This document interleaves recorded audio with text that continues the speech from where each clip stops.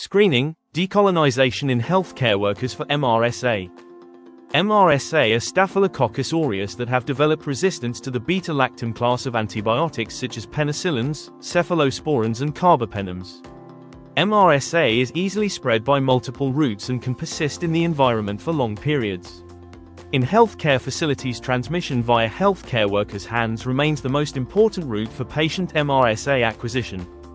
The strict adherence to standard and transmission-based contact precautions, with an emphasis on hand hygiene compliance, are required to reduce the risk of acquisition and the transmission of MRSA by healthcare workers to their patients or residents.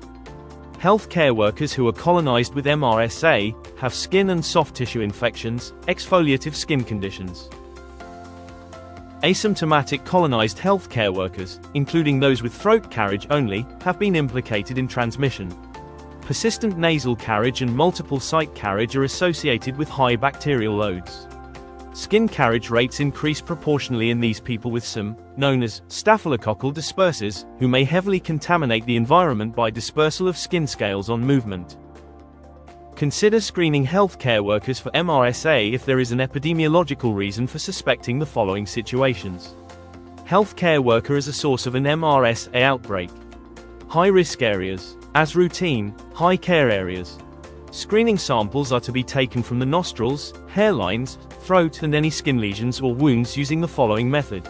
Rotating a single swab 2 to 3 times around the inside of the nostril, using the same swab for both nostrils. Swabbing the posterior pharynx and lateral walls of the pharynx, that is, tonsillar area, without touching the buccal mucosa or tongue. Swabbing any wounds, ulcers or skin lesions. Swabs collected from dry sites should be pre-moistened with sterile normal saline or sterile water. Swabs collected from moist sites do not need to be pre-moistened. It is preferable that all swabs are placed directly into transport medium to optimize culture and transported and stored at room temperature. Decolonization is the process of eradicating or reducing asymptomatic carriage of MRSA by using a topical body wash and an antibiotic nasal ointment for 5 days. The nares are the primary site of colonization.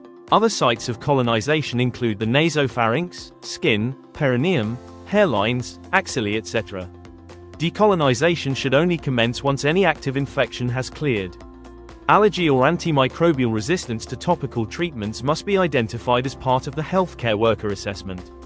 This includes chlorhexidine allergy and mepiosin resistance. Healthcare workers can return to work once they have commenced treatment, that is, have initiated 1 application of nasal ointment and had 1 body wash, provided they have no skin lesions. Use chlorhexidine body wash for 5 days. Use triclosan 1% or chlorhexidine gluconate 2 to 4%. Octenosin body wash may be recommended when triclosan or chlorhexidine cannot be used due to allergy. Chlorhexidine gluconate is contraindicated in people with a perforated eardrum as it is ototoxic and has been documented to cause middle and inner ear damage, including deafness. Nasal ointment, twice daily for 5 days.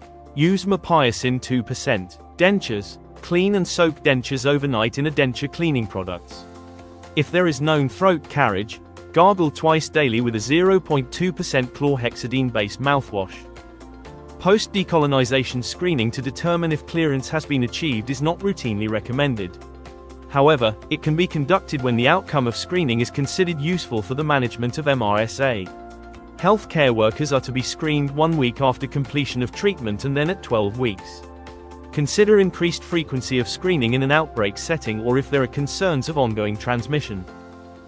Healthcare workers are to be screened 1 week after completion of treatment and then at 12 weeks. Consider increased frequency of screening in an outbreak setting or if there are concerns of ongoing transmission. Mepiosin resistance has been associated with widespread, prolonged use, and its use should initially be limited to 2 consecutive decolonization treatments. Specific antibiotics may need to be prescribed as part of the decolonization regimen for people who have recurrent infections following 2 consecutive decolonization treatments. This should be in consultation with an infectious diseases physician or clinical microbiologist. Wash hands with soap and water or use an alcohol-based hand sanitizer gel just before using ointment. Use a new cotton bud to apply a small, double match head amount of ointment to the inside of each nostril. Dispose of cotton bud after use. Press nostrils together with thumb and forefinger and massage for about 15 seconds. Don't get the ointment near eyes. If any of it gets into eyes, rinse them well with cool water. Wash hands with soap and water or use an alcohol-based hand sanitizer gel as soon as finished. Do not use any other nasal ointments or nasal sprays during the 5 days.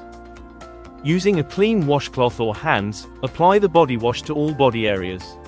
Make sure to wash under arms, behind ears and knees, groin area, and between any skin folds. When finished applying the body wash, leave it on skin for 2 minutes. Shampoo hair using the body wash on day 1, day 3 and day 5. Thoroughly rinse off the body wash. Do not wash with any other soap during the 5 days. Close eyes and mouth when washing face or shampooing. Dry with a clean towel and put on clean clothes. When an individual has MRSA, contamination of their environment and clothing can occur due to the shedding of skin cells and touching surfaces with contaminated skin or hands. Personal hygiene and household cleaning is important to maintain during decolonization.